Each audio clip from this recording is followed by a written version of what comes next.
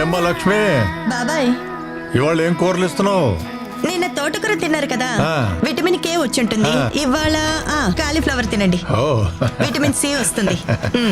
అలాగే అలాగే. ఇదిగోండి బాబాయ్. చిల్లరా ఉంచుకో అమ్మా. పరాయి సొమ్ము పాము లాంటిది బాబాయ్, మనం ఉంచుకుంటే మనల్నే కాటేస్తుంది. నేను తీసుకోను. మంచి పిల్లవే. ఏంటి కేవైసీ అప్డేట్ చేయాలా? ఆధారు పాన్ ఎంటర్ చేసి మీకు ఓటీపీ సబ్మిట్ చేయాలి, అంతే కదా? మీరు లింక్ పంపించండి, చేసేద్దాం. ఫ్రెష్ కూరగాయలు ఏమున్నాయి? ఇవన్నీ ఫ్రెషే. ఫ్రెషా? ఏం ఫ్రెష్ ఉన్నాయి? వంకాయ ఏమో వంకరగా ఉంది, టమాటా ఏమో పుచ్చిపోయింది, ఆలుకేమో బొక్కలు. తెలిసిందేగా. ఇంకా ఏం తెలుసు నీకు? అన్నీ తెలుసు మాకు. గోడౌన్ నుంచి తక్కువ రేట్లు తీసుకొచ్చి ఇక్కడ మా అందరికి హై రేట్స్కి అమ్ముతారు. ఇన్ని తెలిసిన నీకు బ్యాంక్ వాళ్ళు కేవైసీ అప్డేట్ చేయడానికి ఎలాంటి లింకు పంపరని తెలీదా? తెలీదు. అలా అప్డేట్ చేయాలంటే నేరుగా బ్యాంక్ వెళ్ళి అప్డేట్ చేయాలని తెలీదా? తెలీదు. Debit card credit card information ఎవరికి పడితే వాళ్ళకి ఇవ్వకూడదని తెలీదా? తెలీదు. అలా చేస్తే నీ ఖాతా ఖాళీ అవుతుందని తెలీదా? తెలీదు. బేరాల అడ్డం అయితే తెలుసు, కానీ సైబర్ కేటగాళ్ళ చేతుల్లో మోసపోకూడదని తెలీదా? తెలీదు. కేవైసీ లింక్ మీద క్లిక్ చేసుంటే నా ఖాతా అంతా ఖాళీ అయిపోద్దని తెలిసింది. థ్యాంక్స్ అమ్మా. ముందు మీరు తెలుసుకోండి. తెలియని నెంబర్స్ నుండి కాల్స్ కానీ మెసేజెస్ కానీ వస్తే వాటి మీద క్లిక్ చేయకండి, వెంటనే డిలీట్ చేసేయండి. ముఖ్యంగా సాఫ్ట్వేర్ ఉద్యోగులు, వృద్ధులు, పదవి విరమణ చేసిన వాళ్ళు, గృహిణులు వచ్చిన లింక్స్ ని సరిగ్గా గమనించకుండా క్లిక్ చేసి మోసపోతున్నారు. ఇలా మోసపోతున్న వాళ్ళల్లో ఎక్కువ మంది చదువుకున్న వాళ్లే ఉండటం ఆశ్చర్యం. సైబర్ కేటుగాళ్లు రోజుకొక కొత్త పద్ధతిలో మన ముందుకొస్తున్నారు. తస్మాత్ జాగ్రత్త. ఇటువంటి సైబర్ మోసగాళ్ళని అరికట్టడానికి 193 కాల్ చేయండి.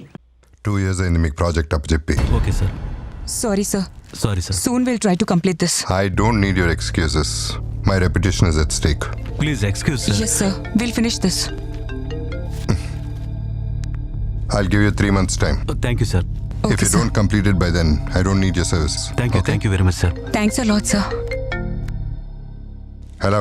Hello, is this Mister Tilakaditya? Yeah. Priya మీ కూతురేనా? Hello, Yes. నేను హాస్పిటల్ నుంచి మాట్లాడుతున్నాను సార్. మీ అమ్మాయి ప్రియాకి యాక్సిడెంట్ అయింది సార్. ఇప్పుడే ఎమర్జెన్సీ వార్డుకి తీసుకెళ్తున్నాం. What? అవును సార్.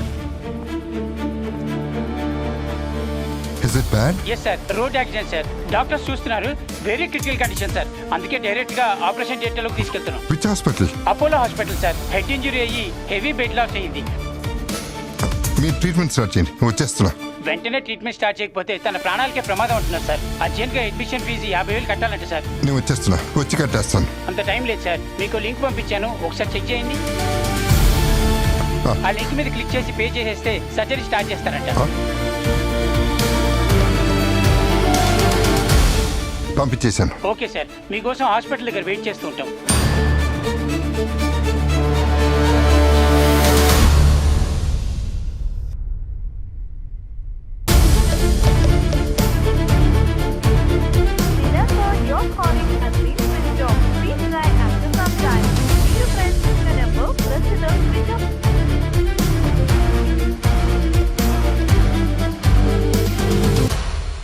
Hi dad.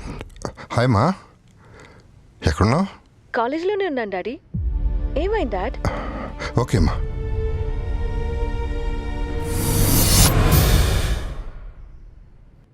మీ బంధువులు స్నేహితులు ఏదో నేరం చేశారని వారు అరెస్టు కాకుండా ఉండాలంటే మీరు డబ్బులు పంపించాలని అనేక రకాల ఫోన్ కాల్స్ మీకు వస్తూ ఉంటాయి.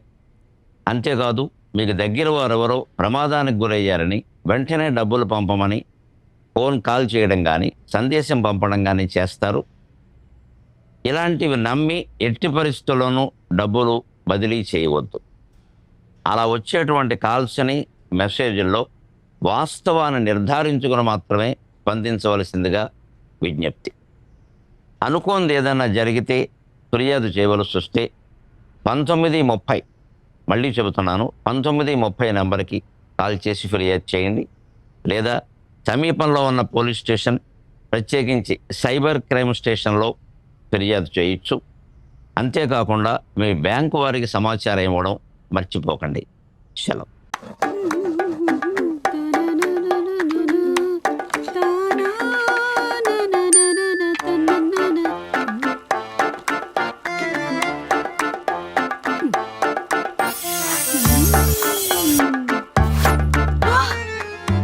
పొద్దున్నే లేచి ఎవరి మొహం చూసానో కానీ ఏమి చేయకుండానే నా అకౌంట్లోకి డబ్బులు వచ్చాయి. బ్యాంక్ డీటెయిల్స్, 10 గ్రాములకి పైగానే నేను గోల్డ్ కొనుక్కోవచ్చు. ఓటీపీ 1,20,000 నా అకౌంట్లోకి రాగానే మా ఆయనకి ఫోన్ చేసి సర్ప్రైజ్ చేస్తాను. అయ్యో అయ్యో, ఏంటిది?